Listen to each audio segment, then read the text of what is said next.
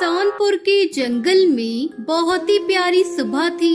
सभी पक्षी खेल और मौज मस्ती कर रहे थे। वहीं हरी तोता, टुनटुनी चिड़िया और उनके दो बच्चे भी पक्षियों के साथ सुबह की ताज़ी हवा का मजा ले रहे थे।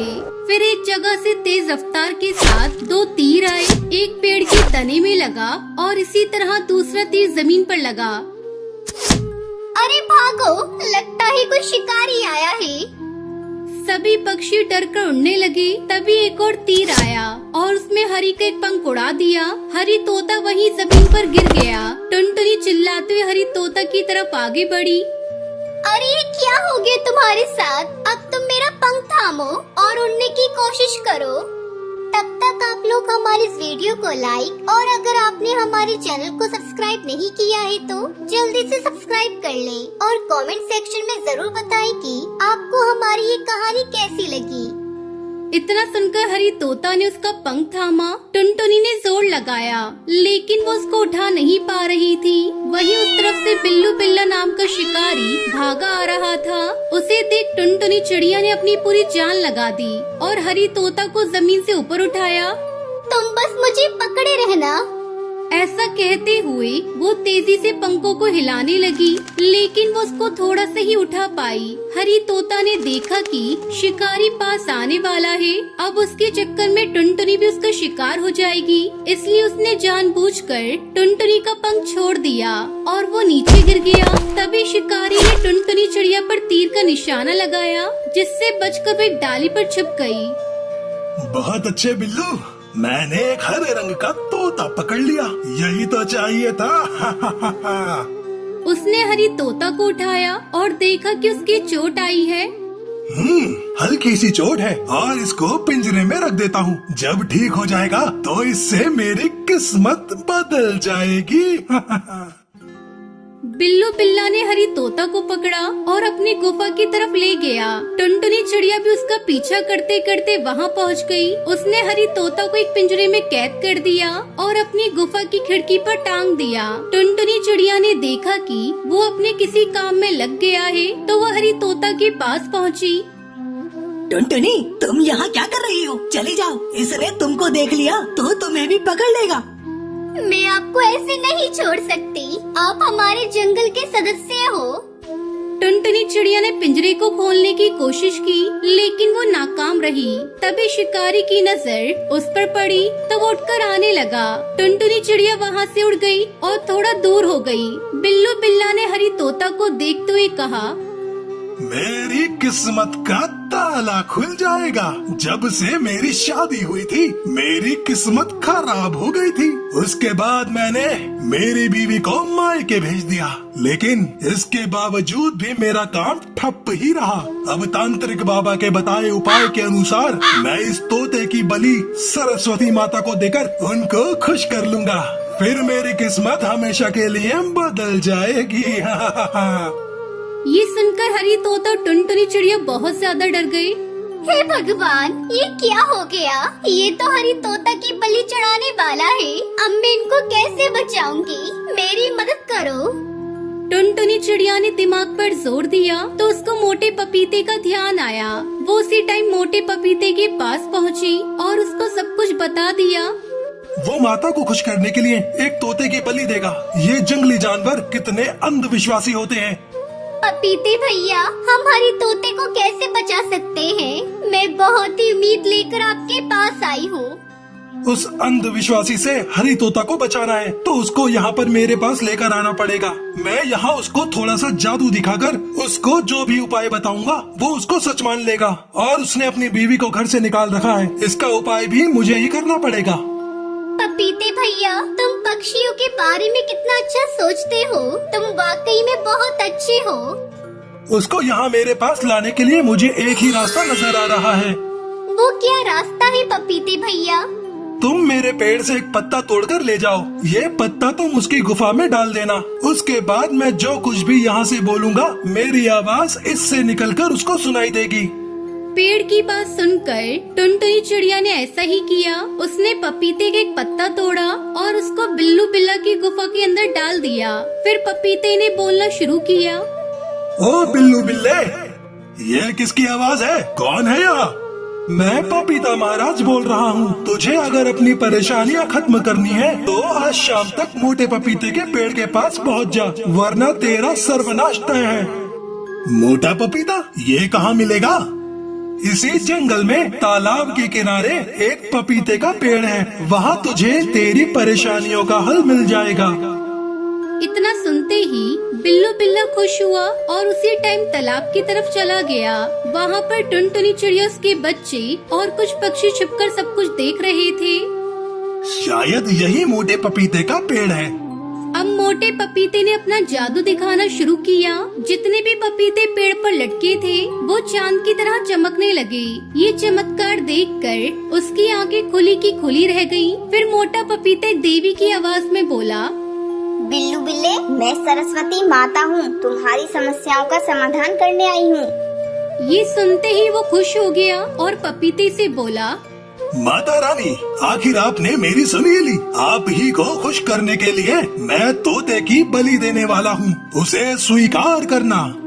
मूर्ख, वही पाप करने से मैं तुझको रोकने आई हूँ। जिस तांत्रिक ने तुझे वो उपाय बताया था वो ढोंगी है। तोते या फिर किसी भी बेजुबान पक्षी की बलि लेकर भला मैं क्यों खुश होंगी? तो माता रानी, मुझे बताइए कि किस तरह से आपको खुश करूं, जिससे मेरी परेशानियां दूर हो जाएं। तूने परेशानी आने पर अपनी बीवी का दिल दुखाया और उसको मायके भेज दिया, और अब यहाँ आकर एक तोते को पकड़कर उसको मारने की सोच रहा है। सबसे पहले उस तोते को आजाद कर, वो अपने परिवार से मिल जाएगा और तुझे दुआएं देगा। उसके बाद अपनी बीवी से माफी मांगकर उसको अपने घर वापस लेकर आ। फिर अपना काम दोबारा से शुरू कर। कुछ ही दिन में तेरी मेहनत रंग लाएगी और तेरी सारी परेशानियाँ दूर हो जाएंगी। ठीक है माता रानी, मैं ऐसा ही करूँगा। फिर उसने अपनी गुफा में जाकर हरी तोते को आजाद कर दिया। जंगल के सभी पक्षी हरी तोते को देखकर बहुत खुश होते हैं और फिर सभी खुशी खुशी रहने लगते हैं।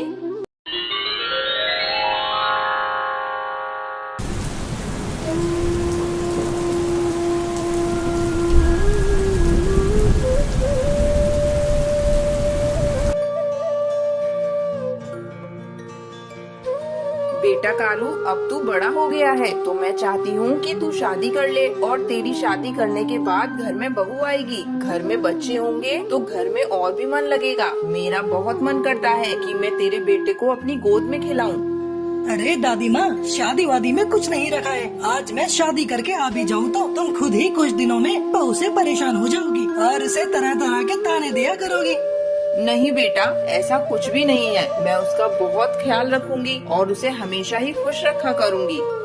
तब तक आप लोग हमारे इस वीडियो को लाइक, और अगर आपने हमारे चैनल को सब्सक्राइब नहीं किया है तो जल्दी से सब्सक्राइब कर लें और कमेंट सेक्शन में जरूर बताएं कि आपको हमारी ये कहानी कैसी लगी। ठीक है दादी माँ, जब तुम कहती हो तो मैं शादी कर लेता हूँ।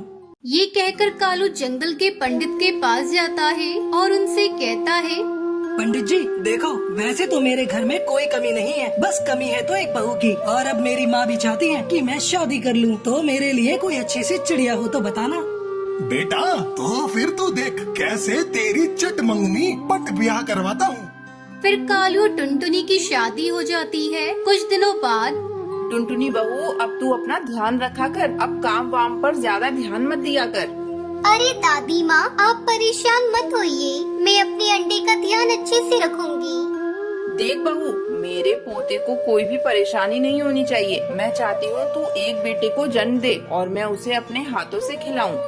कुछ दिनों बाद कालू के घर में 3 बेटियां पैदा हो जाती हैं, जिसे देखकर दादी माँ का माथा चढ़ जाता है और वो टुनटुनी के बारे में मन ही मन सोचती है, ये कलमुही जब से घर में आई है कुछ भी अच्छा नहीं हो रहा है। अब इसने बेटे की जगह 3-3 बेटियों को जन्म दे दिया है। अब इनकी परवरिश कैसे होगी? ये तो मेरे बेटे की सारी कमाई ही खा जाएंगी। फिर तीनों बेटियां धीरे धीरे बड़ी होने लगती है और वो एक दिन दादी माँ के पास आती है। दादी दादी, हमें भूख लगी है, हमें कुछ खाने को दो ना। ओहो मनुष्य चिड़िया, मुझे हाथ लगाने की जरूरत नहीं है। मुझसे दूर रहो और मेरी तरफ से भूखी मर जाओ, मुझे कोई फर्क नहीं पड़ता। दादी, आप हमसे प्यार क्यों नहीं करती हो? हम तो आपसे बहुत प्यार करते हैं। मैंने तेरी माँ से कहा था मुझे लड़का दे दो, लेकिन उसने जन्मी तो 3-3 बेटियाँ। दादी, क्या लड़कियां होना कोई गलत बात होता है? लड़कियां तो अच्छी होती है। माँ कहती है हम बहुत भाग्यशाली हैं। अच्छा, तो तू अब मुझसे जबान लड़ाएगी? फिर बुढ़िया उसे पीटने लगती है। तभी टुनटुनी वहाँ पर आ जाती है। माँ जी, ये आप क्या कर रही हो? बच्चियों पर कौन हाथ उठाता है? ये बहुत गलत बात है माँ जी। बेटी तो ईश्वर का वरदान होती है।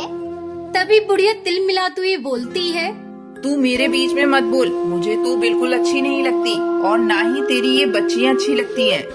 फिर सबसे छोटी बच्ची अपनी दादी से कहती है, बुढ़िया, तू भी हमें अच्छी नहीं लगती है। तू भाग जा हमारे घर से। 24 घंटे बकर बकर बकर करती रहती है। जब देखो हमारी माँ को और हमें सुनाती रहती है। देखो देखो, कल की छोकरी मुझसे ही बातें बनाने लगी है। देख मैं अब तेरा क्या हाल करूँगी। फिर अगली सुबह बाहर बहुत तेज बारिश हो रही होती है। सुंदरी दादी के दिमाग में एक तरकीब आती है और वो छोटी बच्ची जो कि सोई हुई होती है उसके पास जाती है। फिर सुंदरी उसे उठाकर एक छोटे से कपड़े में बांध देती है और तेज बारिश में उसे बाहर छोड़कर आ जाती है। पर सुनहरी की भी आँख खुल जाती है और वो अपनी दादी को ऐसा करते हुआ देख लेती है। दूसरी तरफ टुनटुनी माँ को अपनी बेटी का आभास हो जाता है।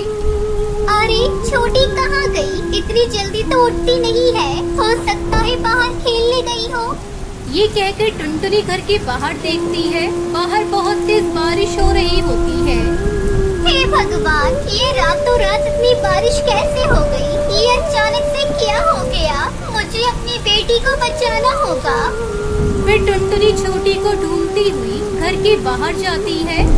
छोटी, ओ छोटी, तू कहाँ है बेटा? छोटी इधर आ। टुनटुनी को जंगल की नहर के पास उसे पेड़ के नीचे अपनी तौलिया का कपड़ा दिखाई देता है। अरे ये तो मेरी तौलिया है। अचानक से यहाँ पेड़ के पास कैसे आ गई? ये सब कैसे हुआ?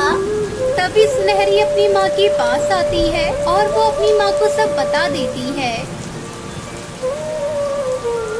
ये सुनकर टुनटुनी गुस्से से अपनी सास से बोलती है, माँ जी, अगर आपको मेरी बेटियाँ पसंद नहीं है तो मैं तुम्हारे घर को छोड़कर चली जाती हूँ। पर तुमने आज मेरी छोटी बेटी मुझसे छीनी है। तुम्हें बेटियाँ पसंद नहीं है ना? जबकि तुम खुद एक बेटी रही होंगी।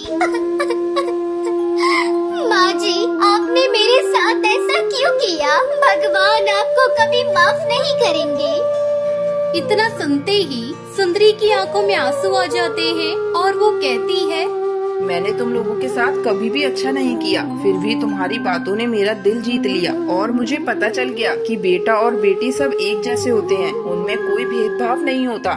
उस दिन के बाद से पूरा परिवार खुशी खुशी एक साथ रहने लगता है।